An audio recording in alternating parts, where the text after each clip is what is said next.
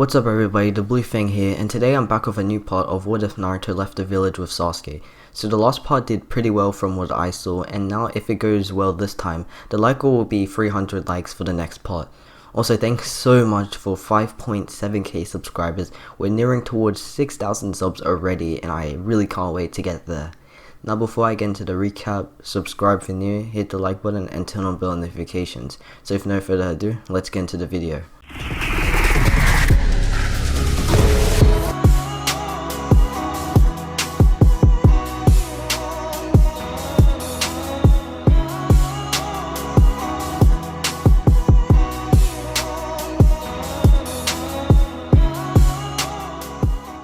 So the last time we left off with a group of Konoha shinobi going off to save Gaara from the Akatsuki.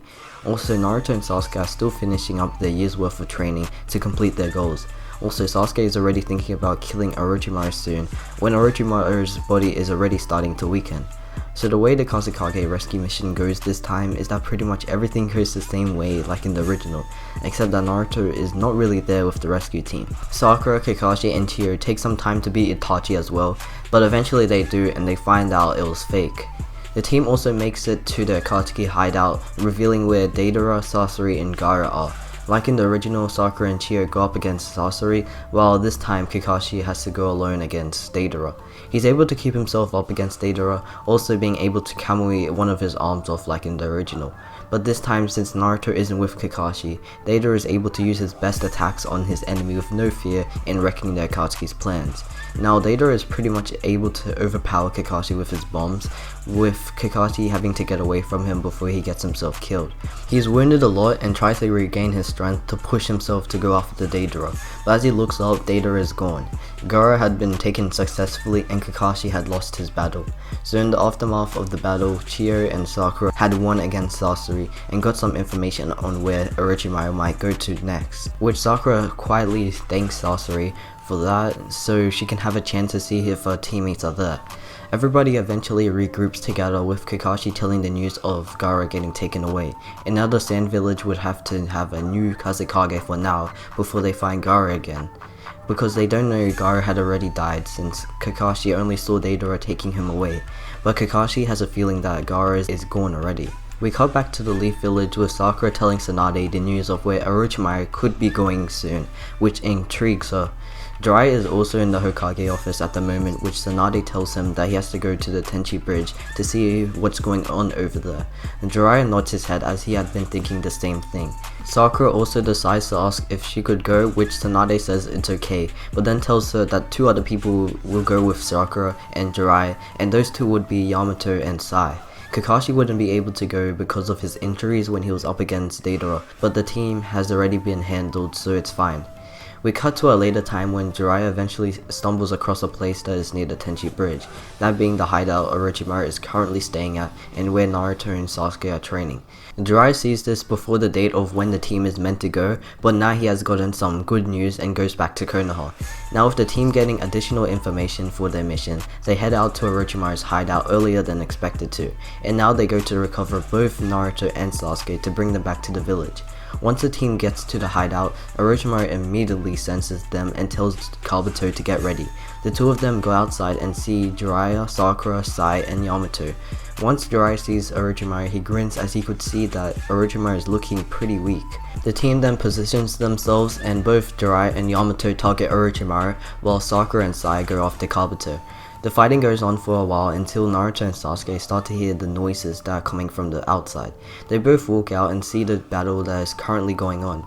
Naruto sees Jiraiya and Sakura surprising him and he forms a small grin.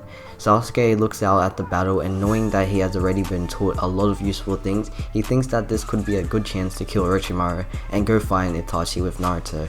As Jiraiya and Yamato battle Orochimaru, Sasuke starts to quietly close in on the fighting, trying to get close enough to make his move on Orochimaru.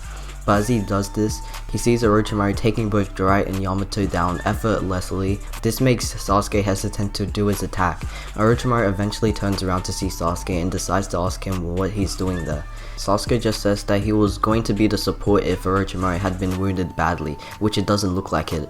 So at the moment, Orochimaru isn't that weakened, but his body is slowly dying out. But not now, which Sasuke has just realized. Over at the other fight, Sakura tells Sai to handle Kabuto for a bit, while she goes over to Naruto to tell him why they came here. But as she starts to run at him, Orochimaru and Sasuke go to his side, which after that, Kabuto goes next to them as well. Orochimaru smiles and they all disappear. Sakura's eyes widen as she was so close to talking with Naruto, but now she was just too late. Sai sees Sakura feel sadness and defeat, which he then goes over to comfort her, whilst Jiraiya and Yamato go over there as well. Sakura then thinks that the next time she sees her two teammates is when she will get them back. She's confident in this thought and hopes that it will come true soon. We cut to a way later time period, which is around the time Orochimaru's body is finally weakening and dying out, which means that he has to get Sasuke's body now. This would lead to Sasuke telling Naruto about his plan to kill Orochimaru, and Naruto is actually pretty surprised to hear this, but he doesn't think the plan is bad because they both know Orochimaru is really evil. So eventually the two of them jump Orochimaru, with Sasuke delivering the killing blow, successfully cutting down Orochimaru from the shinobi world. Now all Sasuke has to do now is to go after Itachi, but before that he would need a healer. This would lead to Sasuke convincing Karin to come with him like in the original. She gets convinced and Naruto, Sasuke and Karin all go out to hunt down Itachi. I don't think that the full Team Heavy would need to be formed in this situation because I feel like Sasuke would trust Naruto's power because that's the reason he took him with him anyway. So sometime later the team runs into Deidara and Tobi, which surprises Naruto because he remembers those black and red cloaks from the time Itachi and Kasame found them. He tells Sasuke that those are Akatsuki members, which are the people who go out looking for Jinchurikis. Deidara grins as he sees both Naruto and Sasuke and thinks that this could be the time to kill two birds with one stone, meaning he gets the chance to take down two things that he wanted to take down at the same time. Tobi sees Naruto as well, which interests him in why Naruto is with Sasuke in the first place. But as he still thinks that, Deidara takes off at his two enemies and Karin gets out of the way. Naruto and Sasuke position themselves and dodge quick enough to evade Deidara's attack. They both get back on their feet and Naruto creates a load of shadow clones. Deidara uses his clay bombs and shoots them out at the clones, quickly destroying them. Sasuke then uses this time to get close to him, but Tobi then warns Deidara, which he dodges Sasuke's attack at just the right time. He says it's kind of a pain trying to fight two people at the same time, including an Uchiha with the Sharingan, and he hates the Sharingan as he was defeated by it a long time ago by Itachi. Deidara starts to shoot out loads of living clay now, and the numbers keep increasing. Sasuke continuously cuts them down, while Naruto uses his Uzumaki chains to slash them out of his way. Also, in Naruto's case, the chains that he has comes out of his hands instead of his body, like how Kushina had it. So the two of them continue fighting until they've destroyed all of the clay Deidara had sent out. Deidara is angered by this, but he knows he can't do anything too large since Naruto's a Jinchuriki, so he would not be able to use his C3, C4 or C0 bombs, because that could cause Naruto to get killed, which he can't let that happen for the sake of the Akatsuki's goals. But he still pushes on to attack his enemies. Sasuke and Naruto start to get serious now, and they run at Deidara. Eventually, Deidara gets pushed to his limits against the two, and this angers him that he's not able to use his big scale attacks against them, because he doesn't want to betray the Akatsuki by killing Naruto. Sasuke goes to finish off Deidara by inflicting a blow in the chest with the Chidori. After that, he looks for his partner, but Tobi is pretty much nowhere to be seen. So he goes back to Naruto and tells him that the battle is over now. Naruto nods his head and grins because the time when Sasuke completes his goal is approaching, and after that they can return back to the village. The two of them eventually meet back up with Karin and they continue their path to Itachi. We cut to when Sasuke has finally made it to Itachi and they both go on to fight each other. Naruto doesn't know what is going on at the moment, but as the noise dies out, he goes over to where Sasuke had fought Itachi. Kasame tries to stop him, but he's able to slip through him by using a shadow clone to distract Kasame. As he makes it to the battlefield, he sees Sasuke lying down by himself, wounded from the battle he had just had with his brother. Naruto looks around and sees Itachi on the ground dead, while he sees Sasuke still breathing. So now that Naruto was quick enough to get to Sasuke, I don't think Obito would have a chance to take Sasuke and tell him the truth about Itachi, because eventually some Konoha ninjas would track Naruto and Sasuke and find them. The Konoha search party would then talk to Naruto and Sasuke, and the two of them would agree to go back to the Leaf Village. But once they get back, Naruto is taken to Tsunade, while Sasuke is taken to the hospital.